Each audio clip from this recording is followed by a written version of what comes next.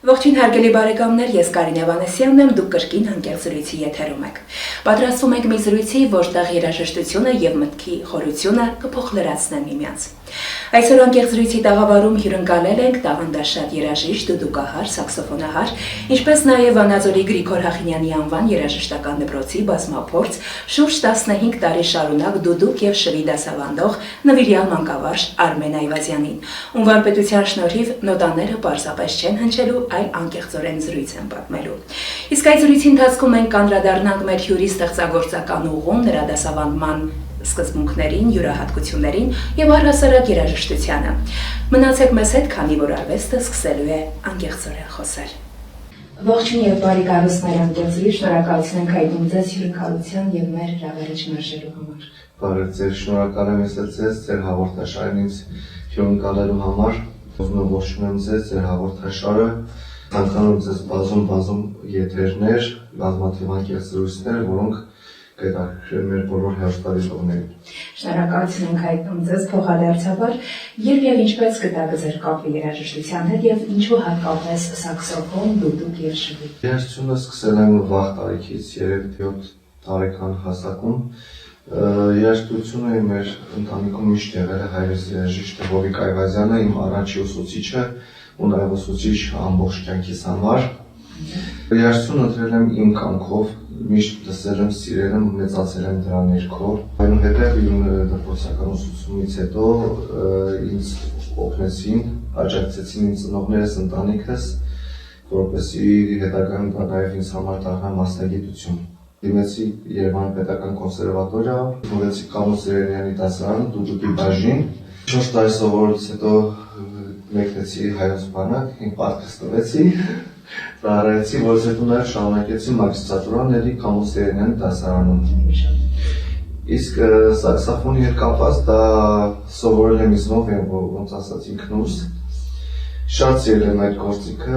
գործիքի հետ կապված, ավելի շատ հետաքրքրությունս ինձ մոտ շատացավ ավելի հետագայում, որովհետև մարդը տարիների ընթացքում իր երաժշտական ճաշակն նաև փոխվում մտածելակերպը, գուցե նաև մի քիչ ավելի ուշ տարիքում ես գտա այդ ամեն ինչի մեջ, որովհետև ինչպես ասում են ամեն ինչ ունի իր ժամանակը, պետք է հասունանա, որպեսզի մարդը կողմնորոշվի իր անելիքների մեջ։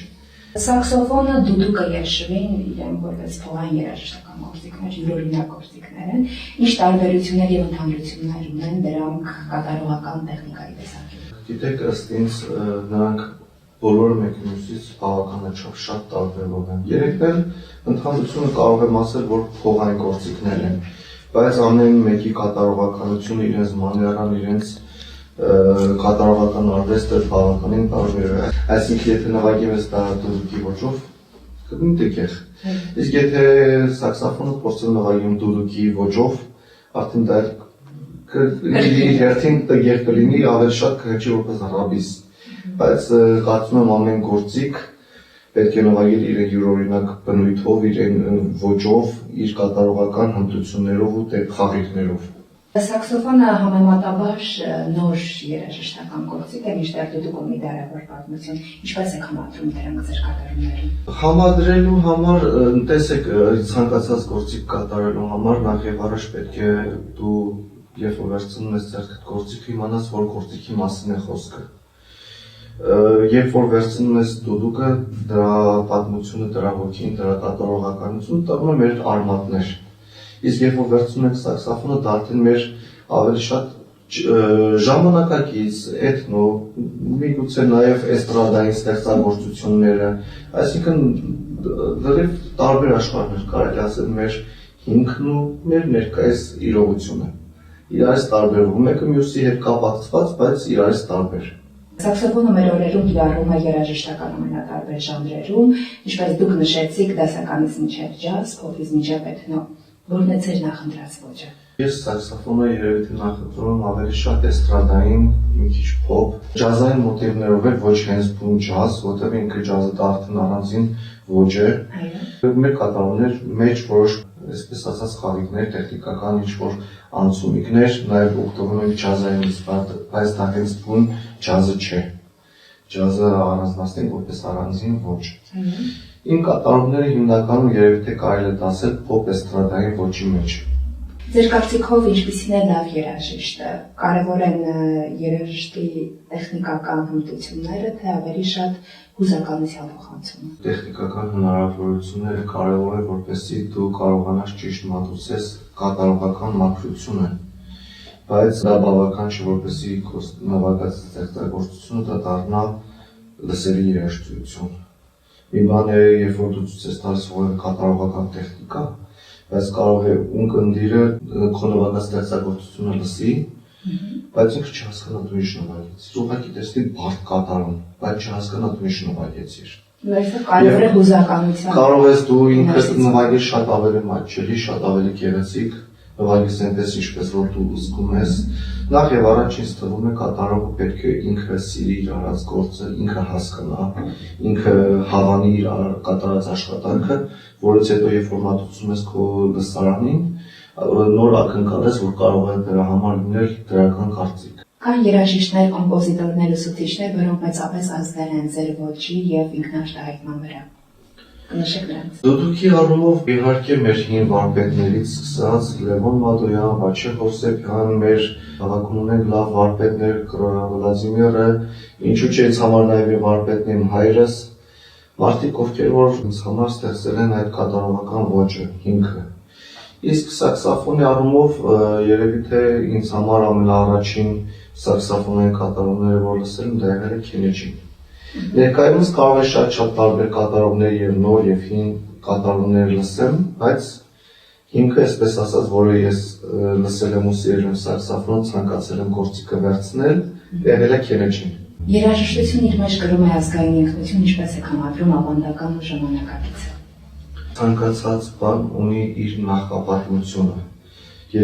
Անգամ երաժշտության մեջ, եթե դու չգիտես քո արմատները, քո հիմքը, դու չես կարող դրա վրա կառուցել քո նորը ժամանակակիցը։ Պետք է ունենաս կարծիք, պետք է ունենաս գիտելիք եղածի, որպեսզի դու կարողանաս դրա վրա ինչ-որ բան փոփոխես, ձևափոխես կամ միգուցե նաև ըստ քո ճաշակի մատուցես դա։ Ցանկացած երաժշտության մեջ դրա արմատները ծանոթանալ, տեսնել հենց բուն հեղինակ ինչպես է ստեղծել դա։ Ու դրանից հետո կարող է քո ճաշակով, քո ցանկությամբ մի քիչ ձևափոխես կամ մի քիչ ուրիշ ձև մատուցես ըստ քո ճաշակի, բայց դու գաղափար ունենաս դրա հիմքը ինչ է։ Իսկ դուք երբևէ ստեղծել եք ձեր սեփական ստեղծագործությունները եւ կան արդյոք ստեղծագործություններ, որոնք համարվում են ձեր այցեքարտը։ Ստեղծելը փորձել եմ անկեղծ, բայց դեռևս չեմ ունեցել այնպիսի ստեղծագործական, այսպես ասած, հաջողություն միտք, որը կարելի էր մատուցել, դեռևս չկա, գուցե ապագայում լինի։ Մի բան է կատարելը, այդ ամենի մի բան է ստեղծելը։ Կարող է մարդ լինել շատ լավ ստեղծագործող, գուցե ինքը վատ մատուցի, վատ կատարի, բայց լինի լավ ստեղծագործող, դա էլ մի մասնագիտություն է, այսպես ասած, դա էլ ամեն մեկի բանը չէ։ Ինչ դեր ունի իմպրովիզը ձեր երաժշտական ոճում եւ ինչպես եք ընտրում ստեղծագործությունները։ Երաժիշտը հատկապես մեր բնակավարում պետք է անպայման ունենա այդ իմպրովիզը կատարելու կարողությունները, ինչի։ Ճիշտ է, մենք ընտրում ենք որպես գրագիտություն նոտագրություններ, այսինքն ստեղծագործությունների որպես հիմք, որպես իրանց գրված պարտիտուրաներ, բայց հատկապես դուդուկի վրա մենք ունենք բավականին տեխնիկական, կատարողական խաղիկներ եւ մանևրներ, այսպես ասած, որոնք նույնիսկ մեր ժամանակակից նոտագրության մեջ չեն կարողանում այդ ամեն ինչը արտացոլել գրելով։ Այսինքն դա փոխանցվում է բանավոր խոսքի, կատարողական պրակտիկայի ընթացքում, նույն աշակերտներին, մյուսներին։ Իմպրովիզը դա մարդու մտահորիզոնի կարողություններն են, ինչի, որովհետև եթե երաժիշտը նոտայից դուրս չկարողանա ինքը որևիցե բան նվագել, այսինքն իմպրովիզի մեջ ինչ է մտնում, մարդ լսեց երաժշտությունը,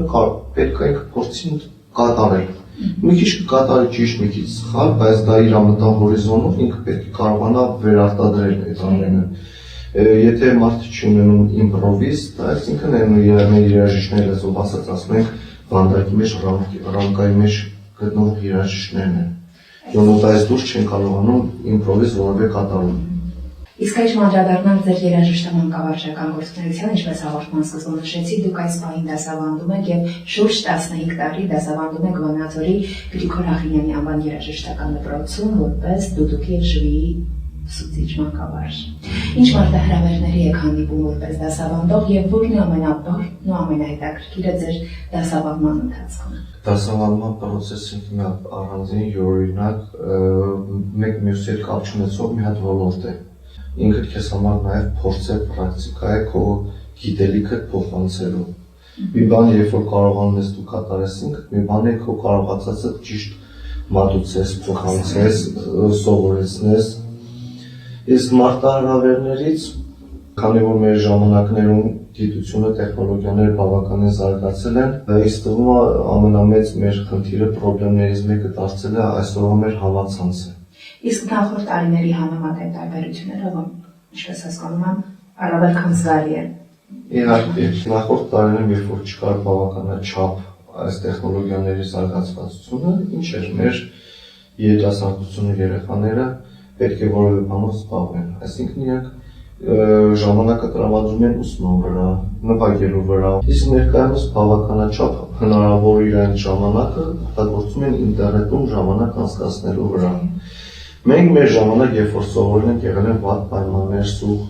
այս ինտերնետը հնարավորություններ չի եղել։ Բայց մենք պրպտել ենք, չարչարվել ենք, ինչ-որ որևէ ստեղծագործություններ լսելով, փորձել ենք կատարել, դաժե անգամ հեռուստատեսությունով մի անգամ երգը հնչում էր, փորձում ենք այդ մի անգամ լսելով այդ երգը սովորել։ Վերարտադրել։ Ներկայումս բավականին հեշտացել է ցանկացած ստեղծագործություն բազմաթիվ կատարումներ, կարող ենք այսօր համացանցում մեկ կլիկով գտնենք։ Բայց մեր երեխաները դրանից չեն օգտվում։ Անցյալում ունեցել ենք քիչ հնարավորություն, մեծ ջանքեր, ներկայում կա մեծ հնարավորություն, քիչ ջանքեր։ Փոփոխվել են այդ ամենը, որը ներկայումս կարծում եմ խնդիր է։ Ցավոք։ Հաղորդման այս հատվածում անդրադառնանք մեր գլխավոր գործընկերոջը Մեգա կահույքի խանութ սրահին։ Բացահայտեք ձեր երազանքների կահույքը Մեգա կահույքի խանութ սրահներում։ Որոնք են հիմնական սկզբունքները, որոնցով առաջնորդվում եք ձեր դասապրոցեսների ընթացքում դասավանդելիս։ Այսինքն դու ընդունելի լինես իր համար, որ քո խոսքը, քո ցույց տվածը կա այսպես մի հատ, ոնց ասած, չգրված օրենք, երբ որ աշակերտը սիրում ուսուցիչին, կարող է այդ գործը այդքան չսիրի, բայց ուսուցիչին սիրելով ինքը այդ գործը անում է, այսինքն ունենում է պատասխանատվություն։ Կարևոր է, երբ որ աշակերտը սիրի նախ եւ առաջ ուսուցիչին, ներվի նրա հետ, սիրով հայցելի իր դասերին, որպես այդ արած աշխատանքն ինքը սիրով անում։ Նաև վստահի։ Իհարկե։ Դե ես կարծում եմ, եթե սիրում է, նաև կվստահի։ Միայն առանց սիրելու չեմ վստահում։ Միանշանակ։ Իսկ ունենք սաներ, որոնք ակնհայտ հաջողություններ են գրանցել։ Սաներից կան, որ բավական տարիների ընթացքում իրենք սովորելով իրենց համար ընտրել երաժշտական ուղին որպես իրենց մասնագիտություն, կան ուսանողներ, ովքեր ունեն լավ հնարավորություններ, բավականին երաժշտական երեխաներ են, ովքեր իրենց ուղին հաստատ կգտնեն, որից մի օր իրենց կտեսնենք մեր երաժշտական ասպարեզում։ Շնորհակալություն նաև ձեր ներդրաշանքերի համար այս տարագայում եւ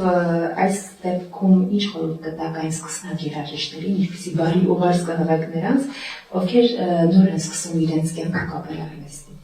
Մարդը ցանկացած գործ որ անում է, սկսած երաժշտությունից վերջացած ցանկացած մասնագիտություն, նախ եւ առաջ պետք է սիրելով անի, որովհետեւ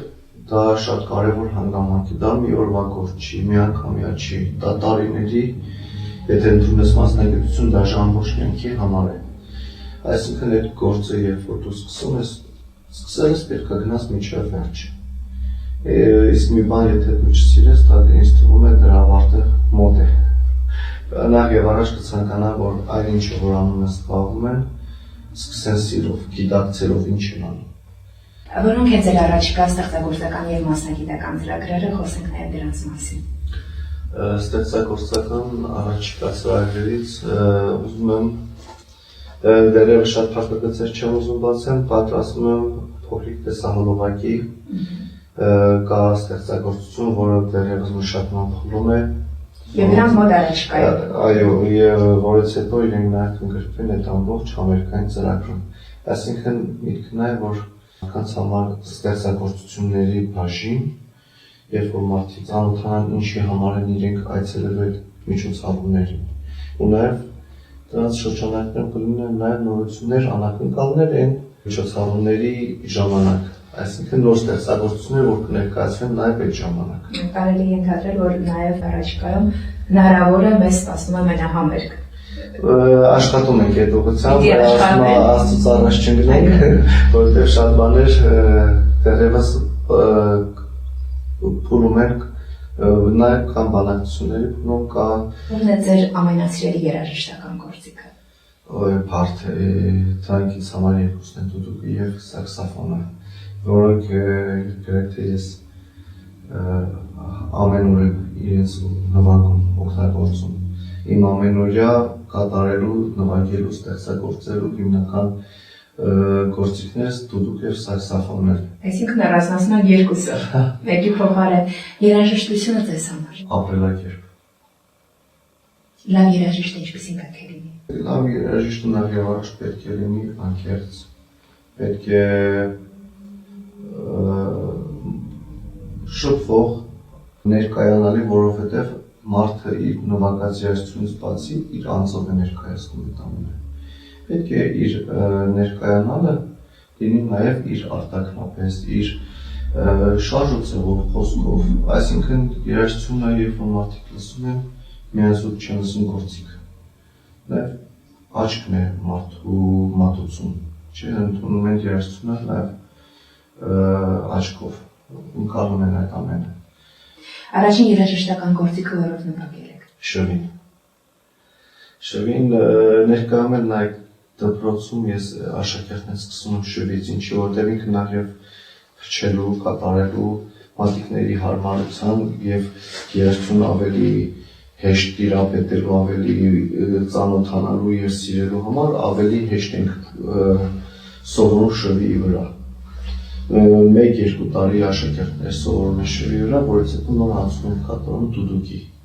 որտեղ արդեն իր կատարողական փչվածքը նաև դուդուկի համար կարևոր է, որ երեխայի տարիքը մի քիչ ների, որպեսզի նրանց փչվածքը հնարավորություններն են կարողանան իրենք ձայնը ճիշտ արտաբերեն։ Ճիշտ չի լինում, երբ որ աշակերտը լինում է փոքրիկ,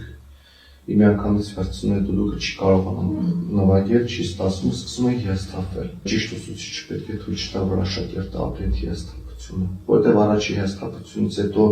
նորից վերականգնել սեր այդ ամենի հանդեպ շատ դժվար է, անհնար չի, բայց դժվար է։ Երաժշտական գործիք, որը ցանկություն եք ունեցել փորձել, բայց ինչ որից դեռևս չեք նվագել։ Երևի թե հոբոյ, որ ավելի մոտ է մեր կատարողական գործիքներին, միշտ ցանկացել եմ ունենալ, բայց չի ստացվել։ Գուցե ապագայում նաև ձեռք բերեմ նման գործիք։ Անպայման փորձեք։ Առաջին մեղեդին, որը հիշում եք մանկությունից։ Առաջին ստեղծագործությունը, որ սկսել եմ նվագել, դա ուրախ սագերն էր։ Շվի վրա մի քանի նոտայով փոքրիկ ստեղծագործություն, ու դա իմ ամենամեծ ուրախությունն էր, որ տեսեք ես արդեն կարողանում եմ նվագել։ Դա այն ամենասկիզբն էր, որ առաջի անգամ ես կարողացել եմ որևէ ստեղծագործություն նվագել։ Երաժշտական ստեղծագործություն, որը կմնար ձեզ հետ ողջ կյանքի ընթացքում։ Մի երաժշտություն կա, որ ես միշտ սիրել եմ, դա Love Story-ն է։ Չնայած այդ ստեղծագործությունը ամեն տեղ և ամեն անգամ չի, որ կատարում եմ, որովհետև այդ երաժշտությունը այնքան շատ եմ սիրում, երբ որ մեկ-մեկ լինում են մարդիկ, որ այս հին գործը նվագեց, ես նեղանում եմ վերաբերմունքից, որովհետև լայվ երաժշտության համար չկա հին և նոր։ Ուղղակի կամ սիրում ես, կամ չես սիրում։ Ձեր ամենասիրելի կոմպոզիտորը, ուսուցիչը կամ երաժիշտը։ Ոճերը տարբեր են, տեսեք, կոմպոզիտորներ, որպես կոմպոզիտոր շատ սիրում եմ Արնո Պապաջանյանը։ Երաժիշտ կատարողներից տարբեր են, որ ասեմ այսպես կոնկրետ ինչ-որ հատված ենք ու որևէ մեկի կատարողականությանը չէ, այս ճաշակի, տրամադրության ժամանակի տարբեր կատարողների կարող եմ լսել։ Շնորհակալություն ենք հայտնում ձեզ ջերմ և անկեղծրույցի համար և թող Երաժշտությունը մշտապես հնչի մեր կյանքին փոխանցելով միայն վարկույներ ու դրական վիզեր, շնորհակալություն ենք հայտնում հյուրընկալության համար, խնդրեմ, եթե ինչ-որ բան կա։ Ես էլ ձեզ շնորհակալություն հայտնում, հուսով եմ մեր փոքրիկ հարցազրույցը թեկուզ նոր սկսնակների համար կամ երաժիշտների համար ինչ որտեղ փոքրիկներ խորհուրդ կամ ինչ որ ուղղություն, որևէ հարցում կունենա դրական փոփոխություն իրենց համար։ Գուցե մեր տարիքը բավական մեծ չէ, բայց ունենք բավական փորձ, որպեսզի որևիցե խորհուրդ մենք փորձենք թեկուզ նոր եկողզի սերունդի համար տալ։ Երաժշտությունը ոչ միայն հնչյունների համադրություն է, այլև ապրումներ, զգացողություններ եւ հիշողություններ։ Այսօրվա մեր հյուրը տաղանդաշատ երաժիշտ, դուդուկահար, սաքսոֆոնահար, մանկավարժ Արմեն Այվազյանը ապացուցեց, որ իսկական արվեստագետը ոչ միայն նվագում է, հանդես է գալիս իր հրաշալի բացառիկ կատարողականով, այլև պատմում է, նաեւ հաղորդակցվում եւ դրականորեն ներգործում իր լսարանի վրա։ Շնորհակալություն ենք հայտնում, որ մեզ հետ եք մեր այս երաժշտական ճամփորդության ընթացքում, կհանդիպենք անկեղծ զրույցում, մնացեք անկեղծ բոլոր դեպքերում։